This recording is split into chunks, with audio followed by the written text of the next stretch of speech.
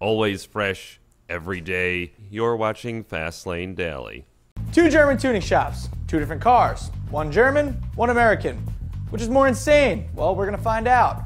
Also, a Cash for Cars plan has unintended consequences, and on this week's Shakedown, Leo Parente interviews Indy champ Rick Mears on the coming Indy 500 race this weekend. You don't want to miss it. Shakedown and the race. What's up, everybody? I'm Derek D, and you're checking out Fastlane Daily. Let's get to it.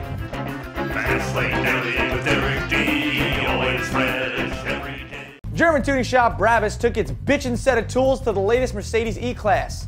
That in an attempt to make the E a bit more edgy than buyers might expect from a car with the mid-size Merc's conservative stature and reputation for safety.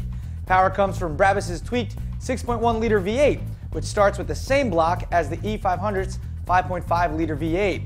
The Brabus mill produces 462 horsepower by way of larger pistons, new custom cams, and 4-valve cylinder heads.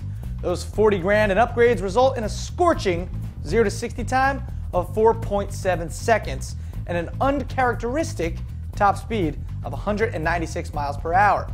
Brabus also offers a catalog full of suspension mods to keep the E planted, as well as high-performance brakes whose benefit is fairly obvious.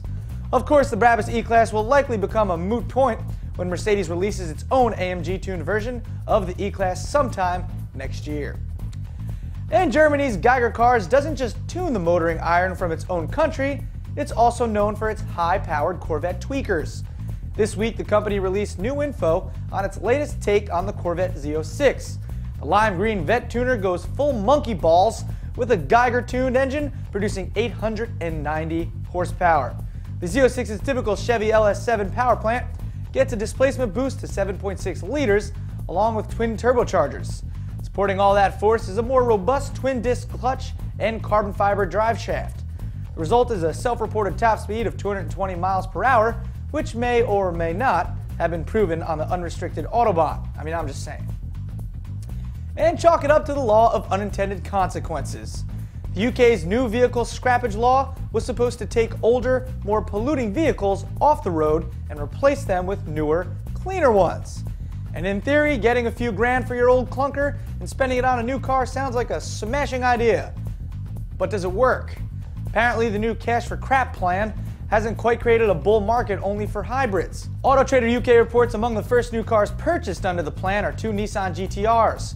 Auto Trader says the GTR falls into the UK's highest tax band, reserved for the most gas guzzling among new cars.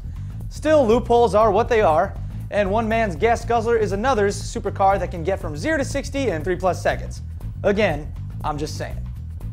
You can find out more on those and a bunch of other stories at, where? The FLD News feed. Sold. Whoa!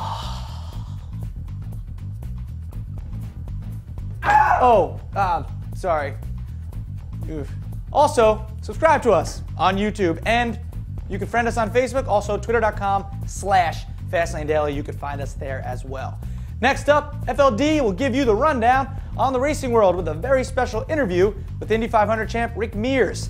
That's on Shakedown. It's all coming up when? After this, Derek D. After this, You got Derek D. After this. You got it. I just did a little Bob Shubin there by accident. Filmmakers, do you have 15 seconds? Next New Networks is partnering with the Ignite Film Festival, and we're looking for 15-second films. Quick, fast, and fun, and you'll even have the chance to have your movie screened in front of hundreds of people in New York City. Learn more at the link below.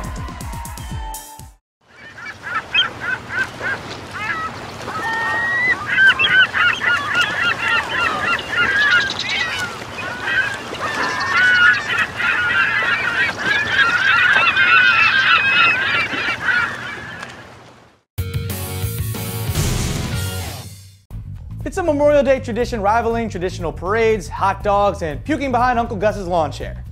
We're talking about the Indy 500. It's coming up this weekend, and our own Leo Parente talked to Penske Racing's 4-time Indy 500 winner, Rick Mears, on what it takes to win on the celebrated Brickyard Oval. It's Shakedown on FLD right now. So some of you think Shakedown is too long? Fine, I'll Twitter you the news while I interview Indy 500 legend Rick Mears. Watch the scroll below. Now, Rick Mears is the most at Indy.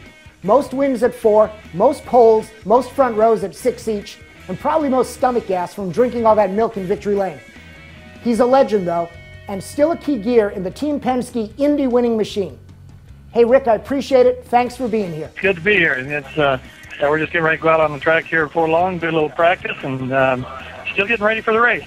Rick, so tell us what you're doing with Team Penske these days.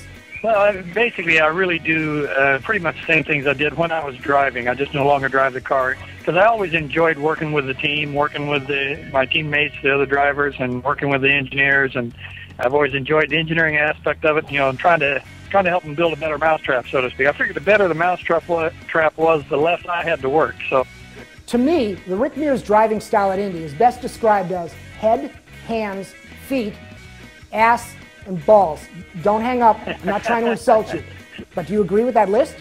No, yeah, I think you hit it pretty close. I mean, that's what you have to do. You really do. So, Rick, talk to me a little more about your thoughts on the list.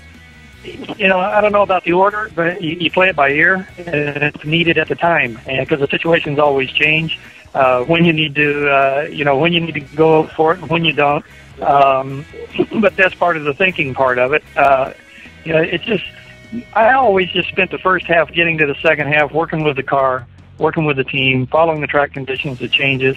You do it toward the end, not in the beginning, because you may be rolling the dice against somebody in the beginning and taking that chance and raising your odds that may not even be around at the end of the day. They may have had a problem or whatever. So it's when to roll the dice and when not to.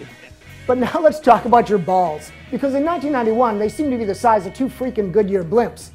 But you have a philosophy about when to put them on display. Can you explain? Well, I mean, that's to me, that's one of the keys in racing is when to and when not. You know, that same pass, I wouldn't even have thought about doing it, 12, 15 laps into the race. Because like I said, it's rolling the dice. It's a high-risk move, and you're raising your odds of not getting in. And if you don't get to the end, you can't win no matter what. Rick, let's talk about the race. Since 2000, 8 of the last 9 500s were won by Penske. You guys have 4, Ganassi or AGR. So asking you to predict the competition may be a waste of time. I mean, my mom could pull together that list. But unlike Mom, you can tell us what we should be looking at and looking for during the race to give us a hint of who the competition really is. Rick, what are the signs? What are we looking for? Kind of watch how guys are working in traffic. I mean, that's one of the keys around this place is being able to work in traffic. And, your guys that are maybe running a little closer to somebody in front of them early on in the day, that are able to stay on the rear end of another car a little closer or actually make passes and moves. The guys that are working in traffic are the guys that are going to be up front at the end of the day. Very cool. Rick, absolute pleasure to talk with you again. And good luck this weekend to you, RP, and all at Team Penske. Rick Mears' reputation is a fast guy, in control, just a quiet, nice, good guy. But come on, at the end of the interview, we asked him which one driver did he really, really not like. Who's the obnoxious, arrogant Indy dick of all time? But true to form, he offered no names. So I'm going to put him down as saying Bobby Unser. Derek, back to you. Thanks, Rick. Thanks, Leo. The Derek D style of driving is characterized as one hand at 12. What? Well, that about does it for Fastlane Daily today. I'm Derek D. I'll see you guys later. Oh, yeah. I meant to talk to you about that. Sword in you. That's for Ian! No! Die, Derek!